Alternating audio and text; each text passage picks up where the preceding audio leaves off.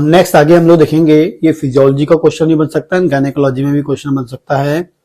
Function of placenta, placenta का क्या function होता है या प्लासेंटा क्या करता है एग्जैक्टली, ठीक। तो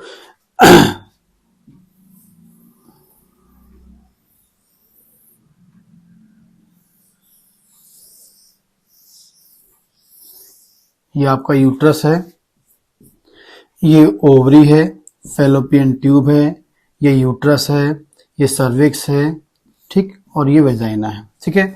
तो बेबी क्या होता है, यहाँ एंडोमेट्रियम होती है, ठीक।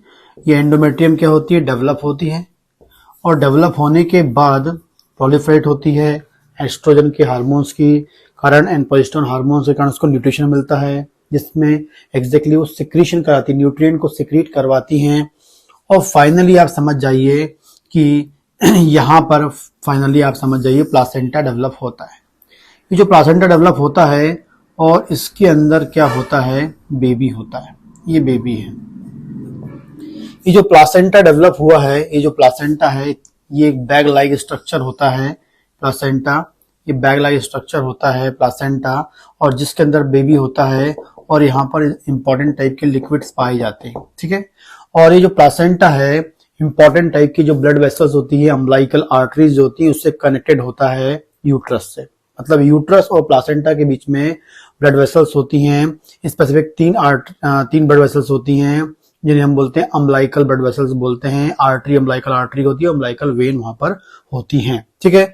तो ये जो प्लासेंटा है, इस बेबी के लिए क्या करता है, तो पहला फंक्शन है act as a lungs of foetus. मतलब ये जो बेबी है, इसको हम क्या बोलते हैं, फीटस बोलते हैं। इस फीटस के लिए लंग्स के रूप में काम करता है। आपको बता दें कि जो ये फीटस है, ठीक है, इसमें जैसी डेवलपमेंट चालू होता है तो लंग्स तो बनता नहीं, और मैं आपको बता दूं इसका लंग्स फाइनली जब ये कंप्लीट डेवलपमेंट हो जाएगा और जब 9 मंथ के बाद डिलीवर होगा और बाहर आएगा, तभी इसका लंग्स काम करते हैं। उससे पहले इसके पास यदि लंग्स डेवलप भी हो जा रहे हैं तो वो काम नहीं। एग्जैक्टली जो कंप्लीट डेवलपमेंट होता है, फाइनल डेवलपमेंट होता है, जस्ट डिलीवरी से कुछ घंटे पहले ही उसका कंप्लीट डेवलपमेंट होता है, उसके बाद बेबी बाहर आता है, ठीक है। तो जो लंग्स है, तो प्लासेंटा, अब लंग्स है तो उसको ऑक्सीजन चाहिए। अब ऑक्सीजन के बिना तो सेल डेवलप करेगी नहीं, क्योंकि बच्चा पूरा डेवलप होना है। तो जो प्लासेंटा है वो वर्क करता है एज अ लंग्स के रूप में एक्ट करता है। एक्जैक्टली क्या करता है, ये मदर के ब्लड से ऑक्सीजन को लेता है, मदर के ब्लड से ऑक्सीजन को लेता है। एग्जैक्टली क्या करता है, ऑक्सीजन को from mother blood to, mother के ब्लड से फीटस तक पहुंचाता है बाय प्लासेंटा। प्लासेंटा क्या करता है, जो मदर है उसमें की जो ब्लड वेसल्स है, उसमें जो ऑक्सीजन है, उस ऑक्सीजन को फीटस तक पहुंचाता, ताकि फीटस, क्योंकि फीटस में नई सेल लगातार बन रही हैं, लगातार नई सेल बढ़ रही है, मतलब लगातार एनर्जी की, मतलब हमारी बॉडी में कोई भी सेल बिना एनर्जी के काम नहीं करता है। तो ये जो फीटस बन रहा है, फीटस बेबी में कन्वर्ट हो रहा है, लगातार नई सेल बन रही हैं, तो उन सेल को बनाने के लिए लार्ज नंबर में ऑक्सीजन की आवश्यकता होती है। और वो ऑक्सीजन कहां से मिलती है आपको, मैटरनल ब्लड से। तो मैटरनल ब्लड की ऑक्सीजन को फीटस तक पहुंचाने के लिए कौन रिस्पॉन्सिबल है, प्लासेंटा। तो प्लासेंटा एज अ लंग्स काम करता है। दूसरा, जो फीटस के अंदर CO2 बनी है, वो वहां की CO2 को मैटरनल ब्लड तक पहुंचाने के लिए फिर लंग्स जैसे काम करता है प्लासेंटा। तो प्लासेंटा क्या करता है, मैटरनल ऑक्सीजन को फीटस में पहुंचाने के लिए और फीटस की CO2 को मैटरनल ब्लड तक पहुंचाने के लिए इंपॉर्टेंट रोल प्ले करता है। इसलिए इसे बोला गया है lungs, act as a lungs जो है प्लासेंटा काम करता है। आगे बताते हैं कि act as a kidney, act as a kidney, क्योंकि जो फीटस है वो वेस्ट प्रोडक्ट बनाता है।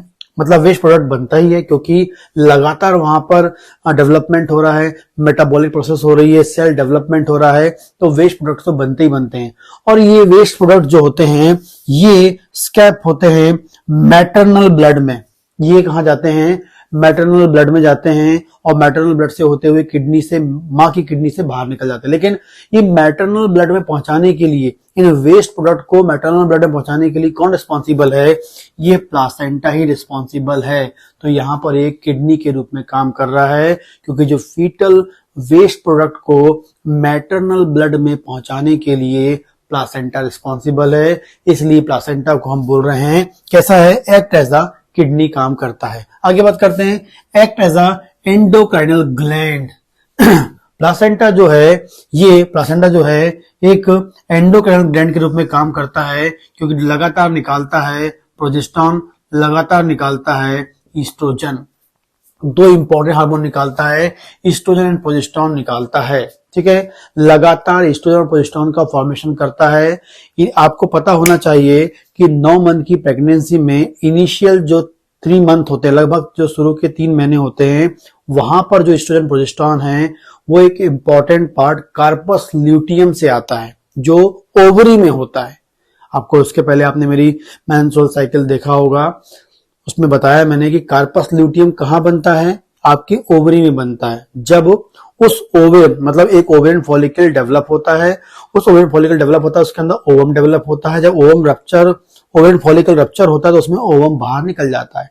बाहर निकलने के बाद वो जो ओवम है वही स्पर्म से मिलता है और जाइगोट बनाकर फीटस फॉर्म करता है। लेकिन जो खाली वाला पार्ट है, जो ओवेरियन फॉलिकल जिसमें से ओवम निकल के बाहर आया था, वही कार्पस ल्यूटियम कहलाता है। और वो कार्पस ल्यूटियम की जो सेल होती हैं वो रिस्पॉन्सिबल होती हैं प्रोजेस्टेरॉन और एस्ट्रोजन के फॉर्मेशन के लिए। और इनिशियल स्टेज में जो मैक्सिमम नंबर ऑफ प्रोजेस्टेरॉन है एंड एस्ट्रोजन है वो कहां से बनता है? आपका कार्पस ल्यूटियम से बनता है। लेकिन मैं आपको बता दूं, 3 महीने के बाद ये प्लासेंटा फुली डेवलप हो जाता है और प्लासेंटा उसके बाद क्या रिलीज फॉर्म करता है? Oestrogen progesterone. तो प्लासेंटा क्या बनाता है? एस्ट्रोजन प्रोजेस्टेरॉन बनाता है, और जो बेबी के डेवलपमेंट के लिए और 9 महीने प्रेगनेंसी को सिक्योर करने के लिए रिस्पॉन्सिबल।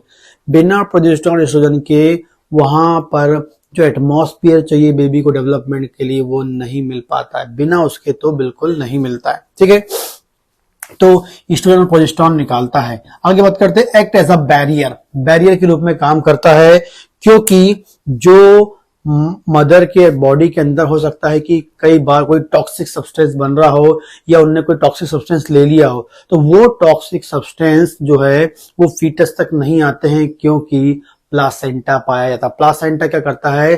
टॉक्सिक सब्सटेंस को फीटस तक आने से रोकता है, और वो टॉक्सिक सब्सटेंस जब फीटस में आ सकते हैं तो हो सकता है फीटस को डैमेज कर दें। इसलिए प्लासेंटा मैटरनल टॉक्सिक सब्सटेंस को फीटस तक आने से रोकता है, एज अ बैरियर रूप में काम करता है। ठीक, एंड लास्ट है, आगे बात करेंगे कुछ एक्सेप्शंस है। कुछ एक्सेप्शंस कैसे हैं? ये जो प्लासेंटा होता है टॉक्सिक सब्सटेंस को तो रोकता है, लेकिन कुछ इंपॉर्टेंट ड्रग्स होती हैं जिनका, जैसे मॉर्फिन ड्रग हो गई, एनेस्थेटिक ड्रग्स हो गई, ठीक है, इम्यूनोग्लोबुलिन हो गई, मतलब एंटीबॉडीज, इम्यूनोग्लोबुलिन हो गई, एंटीबॉडीज जिसे हम बोलते हैं, मॉर्फिन हो गया, एनेस्थेटिक ड्रग्स हो गई। कुछ इंपॉर्टेंट टाइप के जो ड्रग सब्सटेंस हैं उनको ये प्लासेंटा इजीली क्रॉस कर जाते हैं। मतलब प्लासेंटा कुछ इन सब्सटेंस को क्रॉस कर सकता है, मतलब ये जो सब्सटेंस है वो प्लासेंटा को इजीली क्रॉस कर सकते हैं और बेबी तक पहुंच सकते हैं, क्योंकि कुछ इंपॉर्टेंट कंडीशन में ये ड्रग दी जाती हैं। हो सकता है फीटस में कोई प्रॉब्लम हो तो वहां दी जाती हैं, लेकिन आपको याद रखना है कि कुछ ड्रग्स होती हैं, morphine, anaesthetic drugs and immunoglobulin, जो इजीली प्लासेंटा को क्रॉस कर सकती हैं, लेकिन बाकी टॉक्सिक सब्सटेंस इजीली क्रॉस नहीं कर सकते हैं। इस प्रकार से जो